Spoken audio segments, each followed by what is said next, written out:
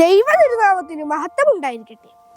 നമ്മുടെ കർത്താവിന്റെ രക്ഷാകരമായ പീഡാനുഭവത്തിലേക്കുള്ള പരിശുദ്ധ നോമ്പിലൂടെയാണ് നാം ഇപ്പോൾ കടന്നു പോകുന്നത്.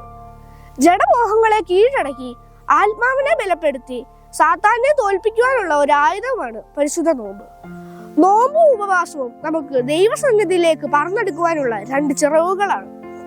ഇന്ന് ലഹരികളും സമൂഹ മാധ്യമങ്ങളുടെ ദുരുപയോഗവും മനുഷ്യ ജീവന് തന്നെ വിലയില്ലാത്തതുമായ ഒരു കാലഘട്ടത്തിൽ നാം ജീവിക്കുമ്പോൾ പരിശുദ്ധ നോമ്പിന്റെ പ്രാധാന്യങ്ങളെ കുറിച്ച് നാം ചിന്തിക്കണം. 40 ദിവസത്തെ ക്രൂശിലെ അതിവേദനകൾ സഹിക്കുവാനുള്ള ശക്തി യേശുക്രിസ്തു നേടിയെടുത്തത് 40 ദിവസത്തെ നോമ്പാലും ഉപവാസത്താലുമാണ്. മത്സ്യമാംസാദികൾ വെടിഞ്ഞുകൊണ്ട് മാത്രമല്ല, അനുതാപത്തോടും ജീവിത വിശുദ്ധിയോടും കൂടി നാം നന്മയുള്ളവരായി മാറണം.